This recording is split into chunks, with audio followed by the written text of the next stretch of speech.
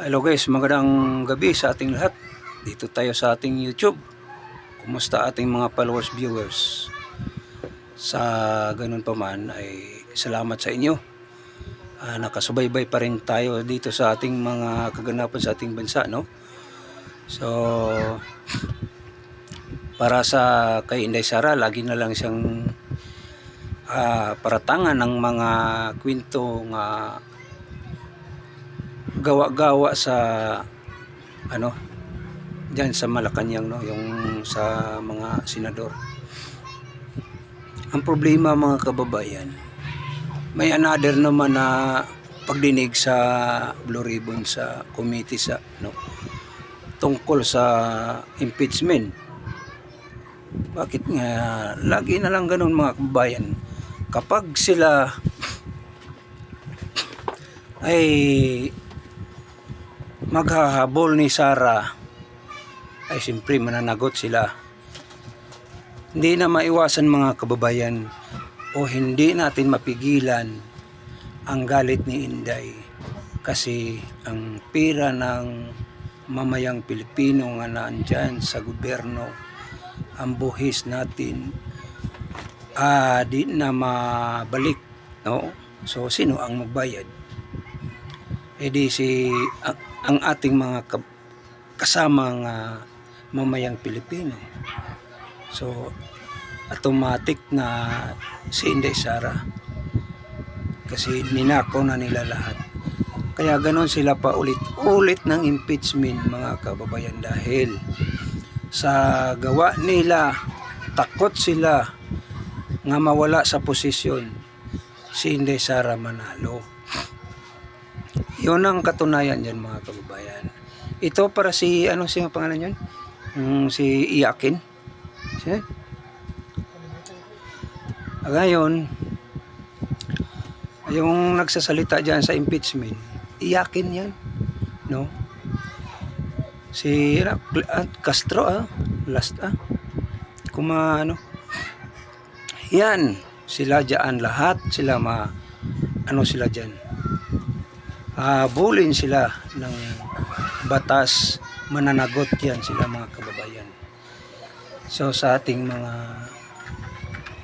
mga kababayan natin dito sa ating bansa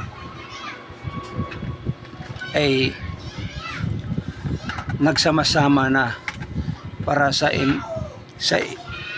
pagka-presidente ni Inday Sara, no? Nagsama-sama na dahil di maiwasan ang mga anomalya nila, nabulol-bulol na, no? So ang mga gawa nila, sa madalit sabi, binabato nila ni Sara, no? Binabato nila ni Sara para, madalit sabi, si Sara may nagwaldas sa pira ng mamayang Pilipino. Pero sa katunayan, sila, mga kababayan, hindi magsalita yung Philippine Navy natin kung hindi totoo nga malita-malita ang deliver nila ni Saldico, sa mga kasama ni Saldico, yung magsalita dyan sa Senate Blue Ribbon, no? Hindi nila pagsalitain kasi alam naman nila nga magsalita ang mga Philippine Navy sa ating yung mga ginagawa nila sa pag-utos nila sa sa gobyerno.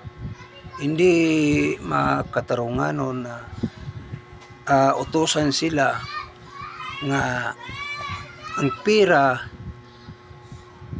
nakamalita na tapos i-deliver, no? So bawat isang mamamayang Pilipino diyan sa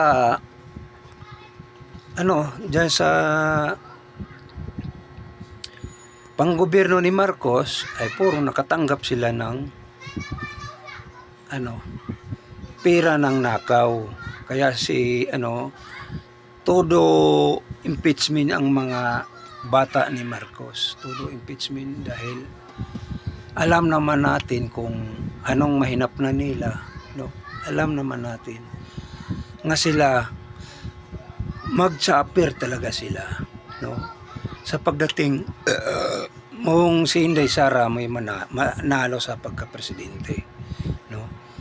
Talaga naman manalo ang lakas ni Inday Sara sa South, sa North, West, di ba?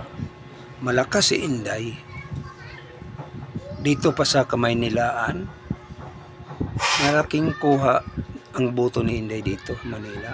So, kayong mga kababayan, ano pang inaantay ninyo? Magsama-sama na tayo sa pagka-presidente ni Inday Sara. Ating iboto si Inday Sara para malulutas ang problema sa ating bansa. Kasi kapag di tayo magsama-sama, papaano na ang ating mga anak, mga kabataan?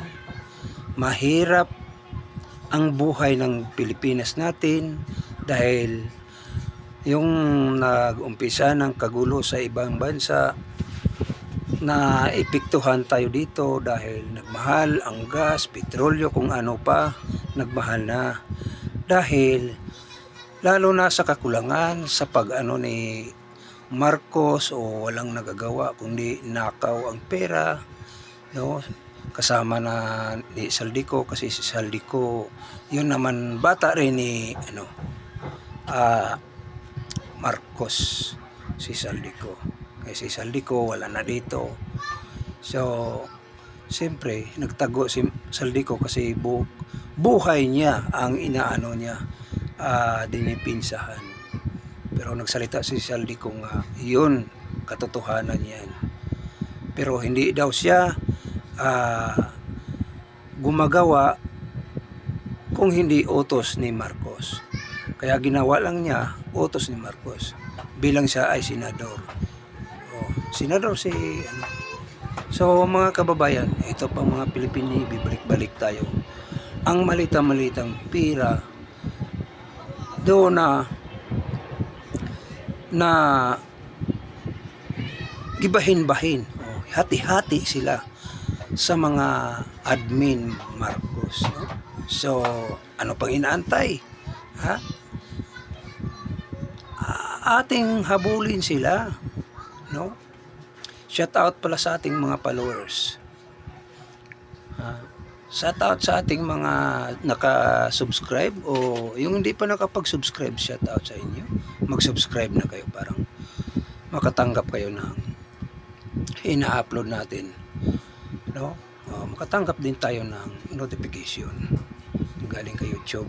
Masaya na kami nga kayo po ay nakatulong sa aming, kagaya sa akin, nakatulong kayo ng mga sa YouTube, no? Nakatulong ngayon na kahit papaano na makatanggap tayo ng notification. So, ano pang inaantay nyo? Huwag na kayong maglipatan. Dito na tayo sa ating YouTube channel, Daniel Iba PH. Suportahan ninyo ito para magtagumpay tayo. Kasi tayo ay tagapagsalita dito sa social media, sa kahanginan, para marinig ang ating mga problema, mga tungkol sa ating bansa. No, kaya kung wala ang social media, kagaya sa akin, hindi sila mataranta. No, ngayon nataranta na kasi ang social media may nakapano sa kanila, no? Yung mga ABS-CBN, Channel 5, ano yan, mga fake news yan, no? Hindi nila ipalabas ang katotohanan. Mas mabuti yung kagaya sa atin, mga dito nagsalita sa kahanginan, social media tayo. So, doon sila na nagka-bookingan, no? Dahil sa mga ginagawa nila. Kaya kung wala tayo, walang mga vloggers hindi makatulong, no? Maganda, pasalamat tayo. So, ano pang inaantay natin? Pindutin na ninyo yung bell button para sa ganun makatanggap tayo ng ina-upload. Masaya na kami nga mabigyan kami ni YouTube ng